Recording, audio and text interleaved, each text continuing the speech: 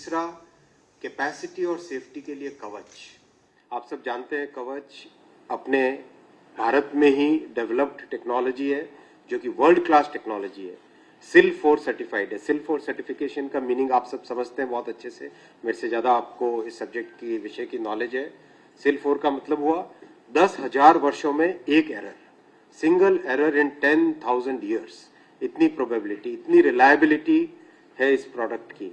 तो बहुत ही मैं धन्यवाद देना चाहूँगा कि बजट के भाषण में माननीय वित्त मंत्री जी ने इसको स्थान दिया, क्योंकि ये प्रोडक्ट भारत में डिप्लॉय होके भारत में लगने के बाद में विश्व भर में निर्यात करने की कवच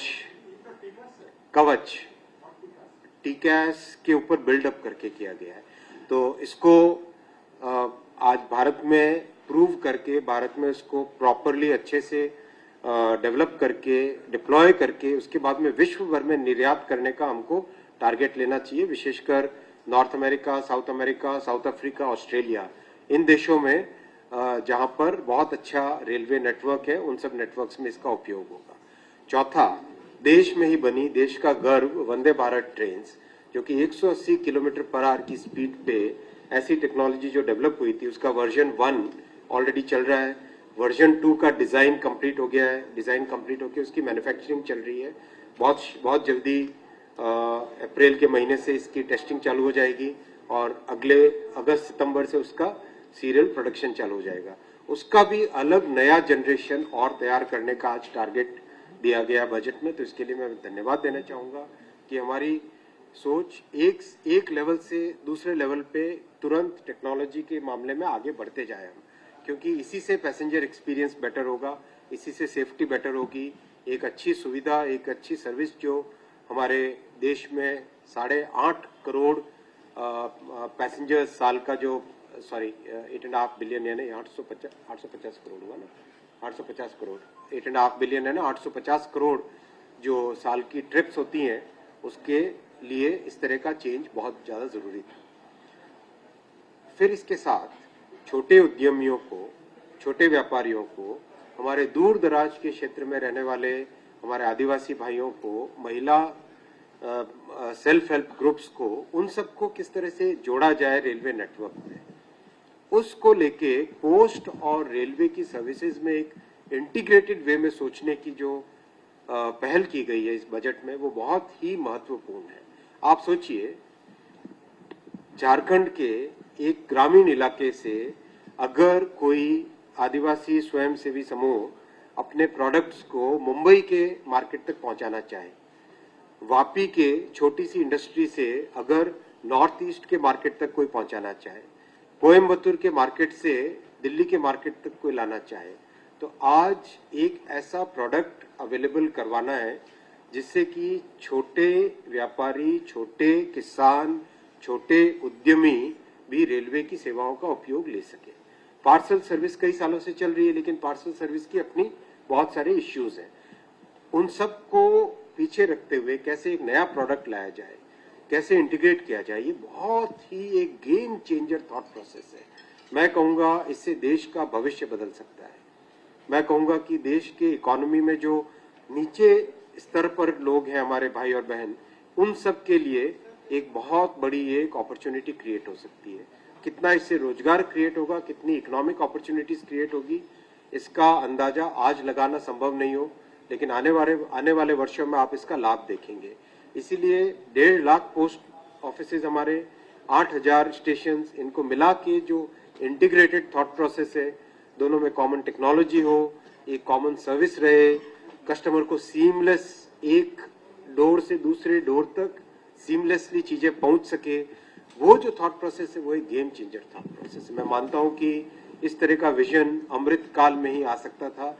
माननीय प्रधानमंत्री जी ने जो अमृत काल के प्रणेता हैं, अगले 25 वर्ष, हम भारत की आज़ादी के 75 वर्षों से 100 वर्षों तक, शताब्दी तक वाला जो पीरियड है, इस पीरियड में इस तरह के चेंजेस, इस तरह के गेम चेंजर्स, उनकी बहुत ही एक अति महत्वपूर्ण कल्पना रखी गई है, टारगेट्स रखे गए। मैं आऊँगा अब टेलीकॉम पे। देश को आत्मनिर्भर बनाने के लिए एंटायर टेलीकॉम टेक्नोलॉजी की पूरे स्टैक पे किस तरह से core network, radio network, standards में हमारा स्थान हो, इक्विपमेंट मैन्युफैक्चरिंग, इन सब में भारत आत्मनिर्भर कैसे बने, वो एक इतनी महत्वपूर्ण सोच है जिसपे कुछ वर्षों से काम चल रहा है और इसके रिजल्ट अब आने लगे हैं। कोर नेटवर्क और रेडियो नेटवर्क की टेस्टिंग बहुत सक्सेसफुल हुई है, मैं आपके साथ बहुत प्रसन्नता के साथ शेयर करना चाहूंगा। इस सक्सेस के ऊपर बिल्ड करके आज जो वित्त मंत्री जी ने घोषणा की कि R&D में एक सिग्निफिकेंट अमाउंट लगाया जाएगा, जिससे कि 5G में, 6G में, इक्विपमेंट की डिजाइन में, इन सब में हम लीड ले सके दुनिया में, हम दुनिया में एक्सपोर्टर बने टेलीकॉम इक्विपमेंट के, टेलीकॉम सॉफ्टवेयर के, न कि इंपोर्टर बने रहे।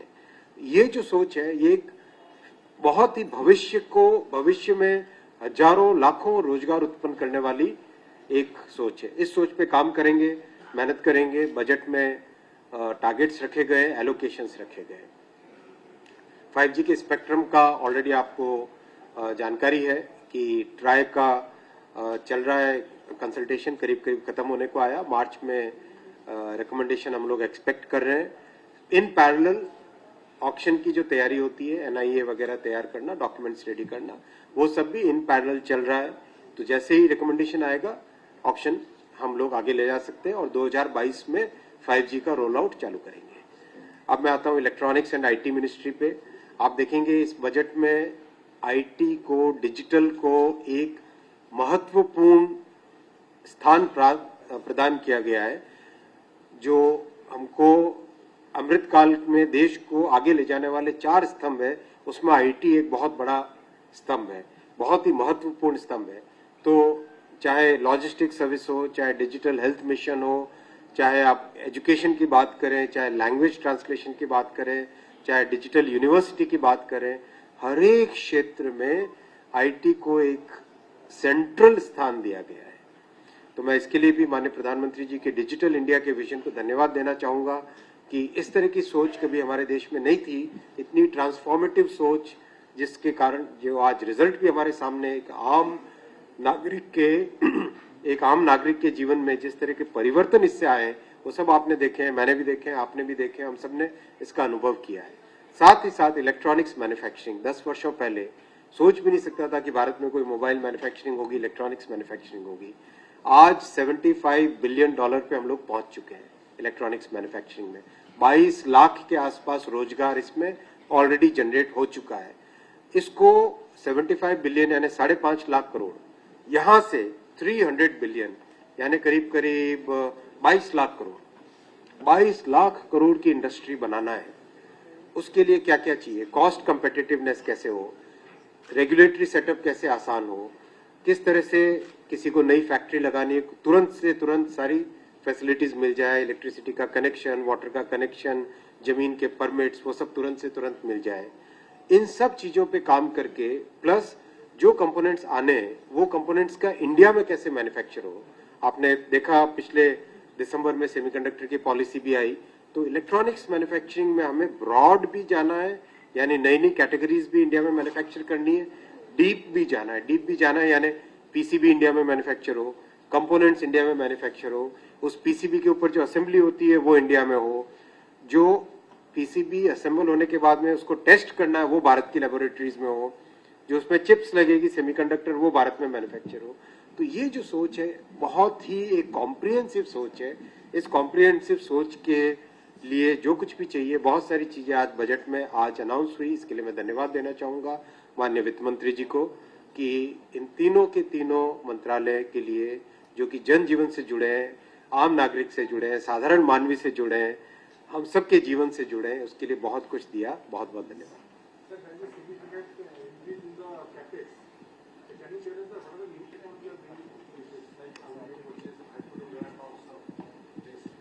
Can I have some more details on the technology thing, sir? नई टेक्नोलॉजी को हमें पैसेंजर के पर्सपेक्टिव से देखना चाहिए। कैसे देखना चाहिए? टेक्नोलॉजी नहीं है, टेक्नोलॉजी जीवन के साथ जुड़ी हुई चीज है। अगर आप आज मोबाइल फोन यूज करते हैं फोन कॉल करने के लिए, पहले गोल गोल घुमाने वाले फोन यूज करते थे। टेक्नोलॉजी जो है ना, जीवन से कैसे जुड़ी है वो देखना है, राइट? तो जीवन से कैसे जुड़ी है हमारे? Safety, comfort, noise level, vibrations का लेवल, किस तरह से हम ट्रेन के अंदर चढ़ते हैं, चढ़ने के साथ ही साथ हमारा एक्सपीरियंस क्या होता है वो। तो मैं कहूंगा आपसे कि वंदे भारत जो पहले वर्जन 1 आया, इस वर्जन 1 के कारण दुनिया भर में हलचल मच गई थी कि भारत ने कैसे 180 किलोमीटर की 180 किलोमीटर पर आवर की ट्रेन डेवलप कर दी। कैसे हो गया ये? एक दुनिया भर में एक ऐसी हलचल मची थी कि ये कैसे संभव हो गया।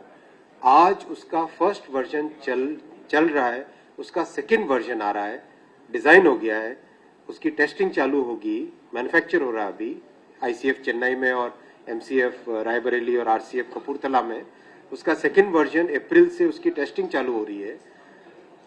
अगस्त सितंबर से उसके सीरियल प्रोडक्शन, यानी हर महीने 7-8 ट्रेन निकलती जाएंगी फैक्ट्री से। साथ ही साथ आज जो टारगेट रखा गया है उससे भी आगे की जनरेशन, जिस लेवल पे आज हम पहुंचे, अब उससे भी आगे की जनरेशन, नेक्स्ट जनरेशन। जैसे आप मोबाइल फोन लेते हैं, राइट, उसका देखते हैं कि हर साल एक नया वर्जन आता है, तो हर साल कुछ ना कुछ इंप्रूवमेंट होता है। वैसे ही ट्रेन में, वंदे भारत में, इस प्लेटफॉर्म में कैसे उसका अगला वर्जन आए, जिससे कि पैसेंजर का कंफर्ट, सेफ्टी, स्पीड, हर तरह से साउंड का लेवल, वाइब्रेशंस का लेवल, वो सब इंप्रूव हो, वो सोच है।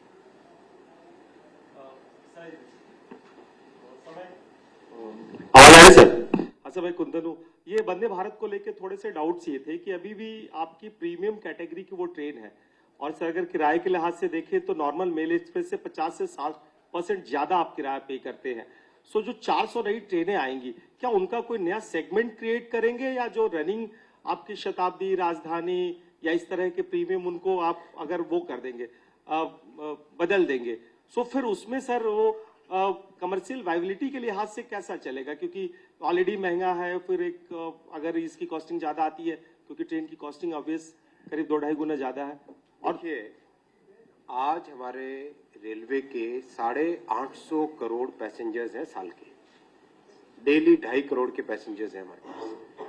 डेली 2.5 करोड़ पैसेंजर में हर तरह का सेगमेंट है, सबअर्बन भी है, इंटरसिटी भी है, लॉन्ग डिस्टेंस भी है, हर तरह का सेगमेंट है। हर तरह के सेगमेंट के हिसाब से आपको नए प्रोडक्ट्स देने पड़ेंगे, क्योंकि कस्टमर्स, पैसेंजर्स, सबके अपने अपने एक्सपेक्टेशंस हैं।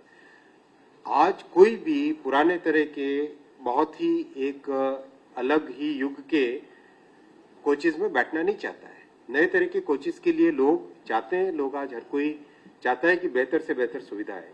तो ये जो नई ट्रेन्स आई, नई ट्रेन्स उस सेगमेंट को भी कैटर करेगी जिस सेगमेंट में एक आकांक्षा है कि हमको अच्छे से अच्छी ट्रेन सर्विसेज मिले। रेलवे इतना बड़ा सागर है, इस सागर में हर एक के लिए जगह है। जो बिल्कुल ऑर्डिनरी पैसेंजर ट्रेन में भी बैठना चाहे उसके लिए भी जगह है, और जो प्रीमियम ट्रेन में बैठना चाहे उसके लिए भी जगह है। और मैं नहीं मानता है कोई प्रीमियम है, अगर प्रीमियम होती तो इसकी ऑक्यूपेंसी कम होती। आज वंदे की ऑक्यूपेंसी कितनी है? दो जो वंदे चल रही है उसकी ऑक्यूपेंसी कितनी है? ऑलमोस्ट 95% ऑक्यूपेंसी चल रही है। 95% ऑक्यूपेंसी अगर चल रही तो इसका मतलब लोगों को वो सर्विस चाहिए, लोग उस सर्विस को अवेल करना चाहते हैं, उस सर्विस को यूज करना चाहते हैं।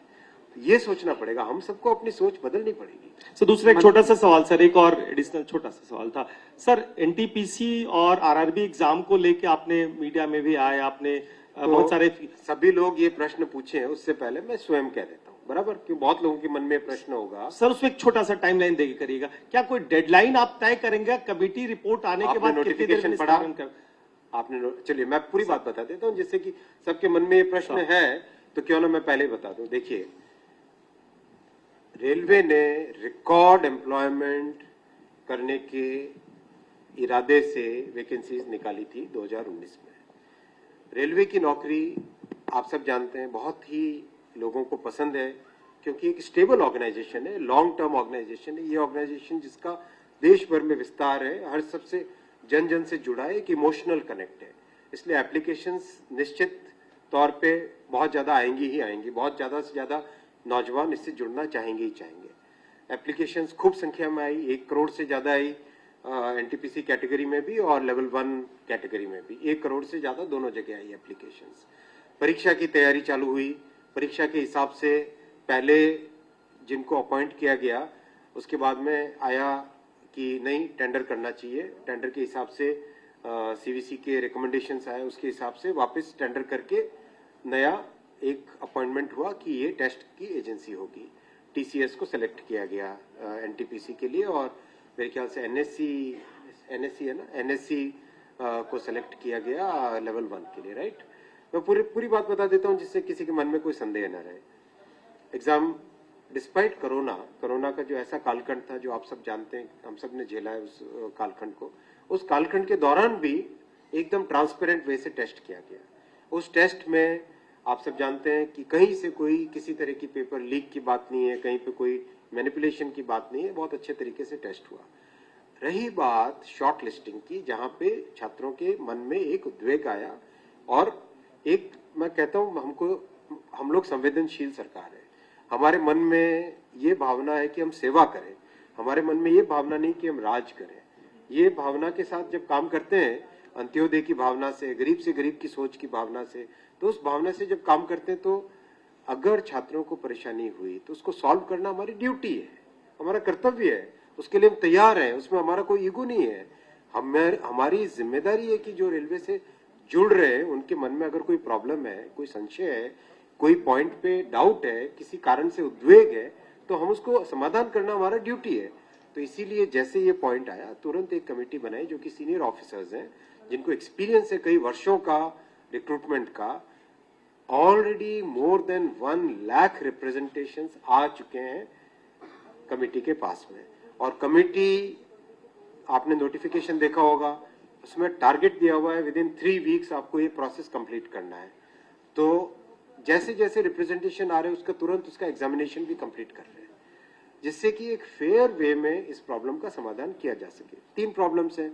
पहला, एनटीपीसी में शॉर्ट लिस्टिंग में कितने होने चाहिए यूनिक कैंडिडेट्स। दूसरा, ग्रुप डी यानी लेवल 1 का एग्जाम सिंगल स्टेज होना चाहिए या डबल स्टेज होना चाहिए, राइट। तो ये 2 बड़े इश्यूज हैं। तीसरा मुद्दा है कि भाई टेस्ट का लेवल कैसा हो, हाई है, बहुत ग्रेजुएट ज्यादा आ जाएंगे 10+2 कैटेगरी में, संवैधानिक व्यवस्था है, उसी फ्रेमवर्क में हम सब काम करेंगे।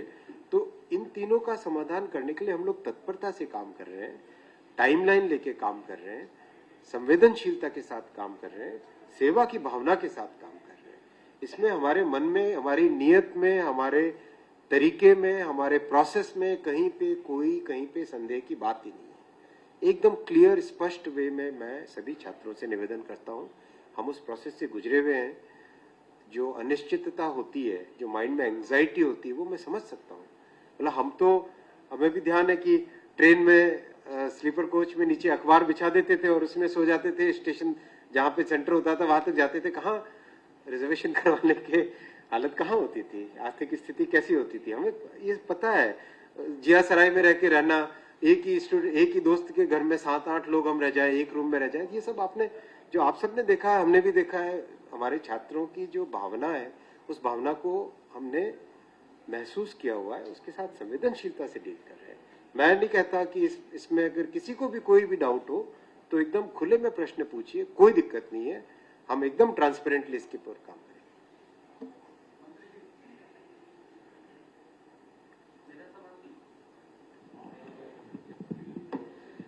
मेरा सवाल है, ये जो 400 वंदे भारत ट्रेन ला रहे हैं रेलवे, इसके पहले कई वैरायटी में ट्रेन लाई, तेजस, दुरंतो, कई तरह की ट्रेनें चल रही हैं, तो क्या अब सिर्फ वंदे भारत ट्रेनें ही रेलवे बनाएगा, वही चलेंगी?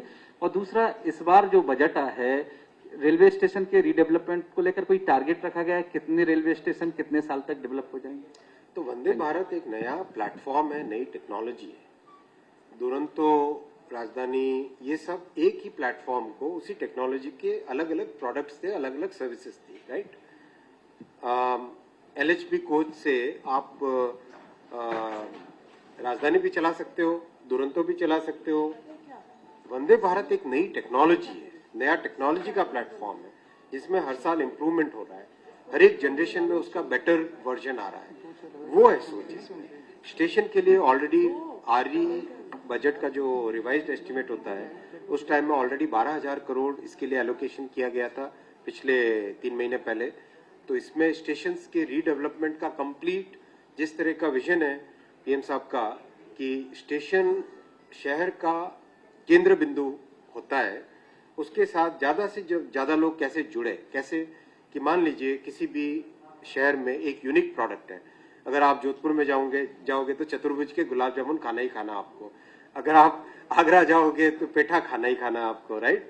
तो हर जगह का अपना अपना एक प्रोडक्ट होता है। पुणे जाओगे तो चितले बंधु की मिष्ठान भंडार की मिठाई खानी होती है। तो एक जो हर एक अपने देश की विविधता का, डाइवर्सिटी का, इसका लाभ, इसका अनुभव हर कोई उठा पाए, पैसेंजर्स उठाए, जो पैसेंजर्स नहीं है, जो शहर के उस जगह आना चाहते हैं वो उठाए, उसके लिए स्टेशन की जो कॉन्सेप्ट है वो कॉन्सेप्ट रेडी है और बहुत जल्दी इसमें बड़ी संख्या में काम चालू करेंगे, बड़ी मात्रा में काम चालू करेंगे। देखो, टारगेट्स होते हैं और उसके पीछे का काम होता है।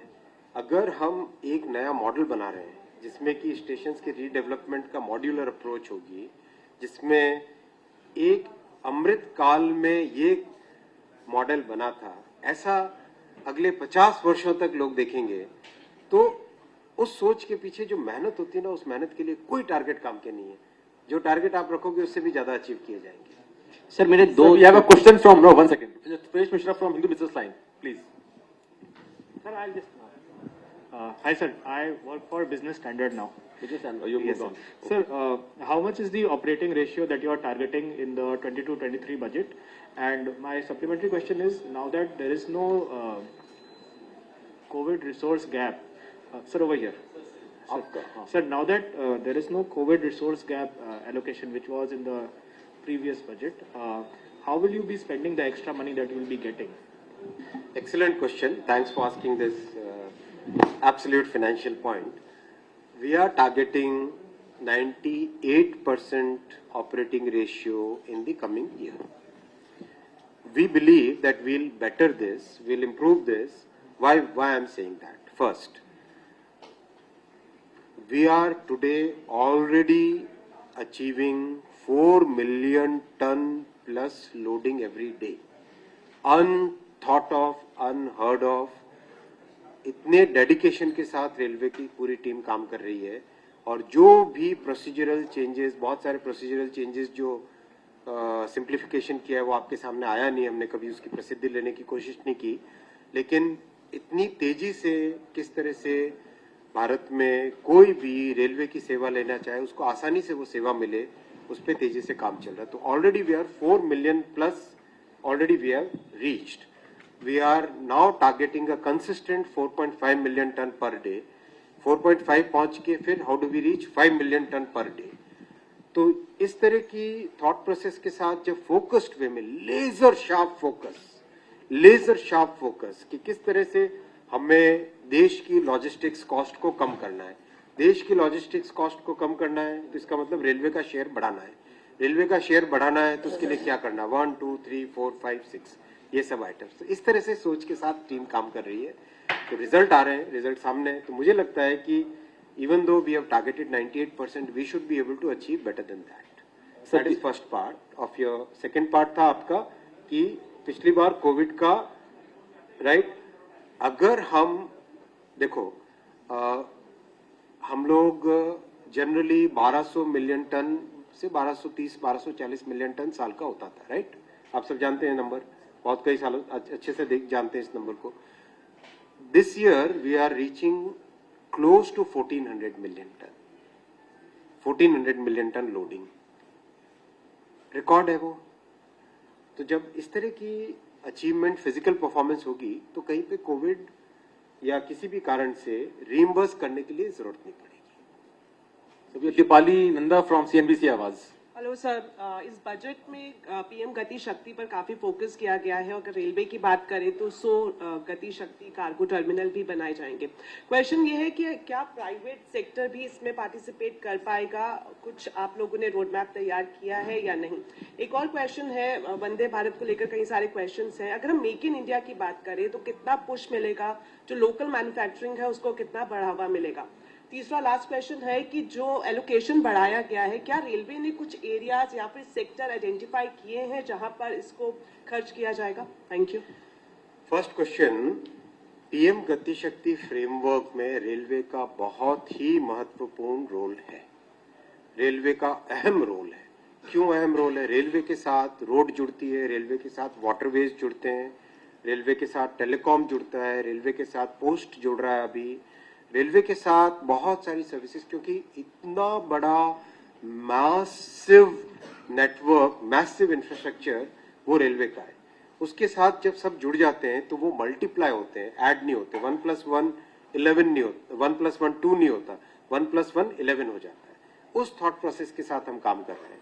उस थॉट प्रोसेस में गति शक्ति टर्मिनल्स किसी भी इंडस्ट्री को अपना मल्टी मॉडल टर्मिनल बनाना हो, उसका फ्रेमवर्क रेडी है। आज ऑनरेबल फाइनेंस मिनिस्टर ने उसका मेंशन किया, आई एम थैंकफुल टू हर।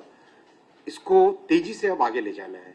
100 का टारगेट है, जिसमें देश भर में जहां पर भी जिस भी इंडस्ट्री को, जिस भी इंडस्ट्रियल क्लस्टर को, जिस भी एरिया को, इंडस्ट्रियल एरिया को, जिस भी वाटरवेज से कनेक्टेड एरिया को, जिस भी फार्मर्स की मंडी को, जिस भी स्मॉल एमएसएमई के क्लस्टर को अपने प्रोडक्ट्स को रेलवे के साथ जोड़ना है, वो सब के सब इसके साथ जुड़ सकते हैं। प्राइवेट लैंड हो, रेलवे की लैंड हो, गवर्नमेंट की लैंड हो, स्टेट गवर्नमेंट की लैंड हो, इंडस्ट्रियल कॉरपोरेशन की लैंड हो, किसी भी लैंड को उसके साथ जोड़ें।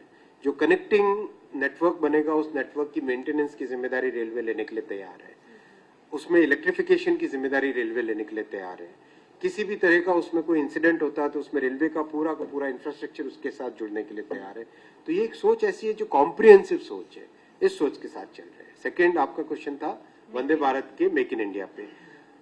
This is a designed in India and make in India का एक्सीलेंट एग्जाम्पल। वंदे भारत अपने आप भारत में अपने ही इंजीनियर्स के ब्रेन से ये डिजाइन हुई है। That's why I said in the beginning, दुनिया भर में हलचल मच गई कि भाई भारत ने कैसे 180 किलोमीटर पर आवर की स्पीड की ट्रेन बना ली। बहुत मुश्किल होता है, 120, 130, 140 तक बहुत सारे देश है पहुंच सकते हैं।